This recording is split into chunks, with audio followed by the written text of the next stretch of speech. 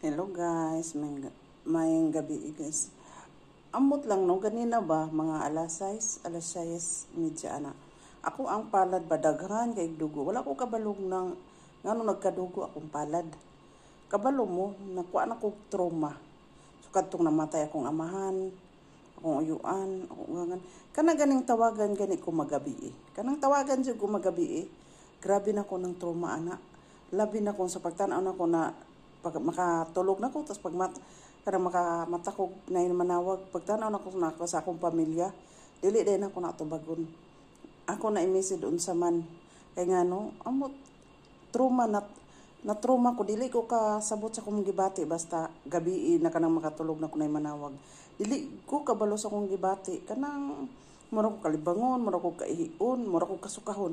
Ingon anang ako ang bation. Kaya nga no, dili man sa pagkuano, namatay man gud akong amahan na di wala gyud ko nakabalo na namatay na di akong papa alas 3 sa hapon o ingon ana gid akong pagka-trauma.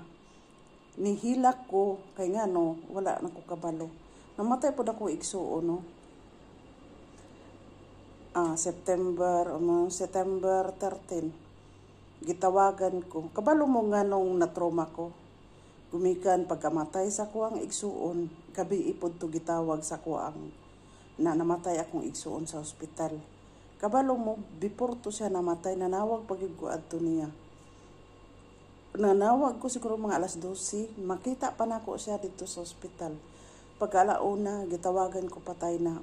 Diha gid nagsugod ako ang trauma ba. Gikan sa ko ang papa, gikan sa ko igsuon, sa kong pag-umangkon, labi na pud sa kong anak, nagka-problema ko. Sukad ana ba, mura ko og mangurog. Dili lalim ko magka-trauma ta, dili gyud lalim mo nang maingon sila na kanang trauma dali ra masolusyonan. Pero sa ko dili gyud basta gabi na magampo gyud ko na walay manawag sa ko alabi na lalo na sa ko mga pamilya. Okay nga no, ambot makuan sa ko ang hunahuna na problema na pud. Muna na karon gabi kay nagkadugo man akong kamot, nanawag dayon ko sa kong pamilya, nangita din ko sa kong mga anak.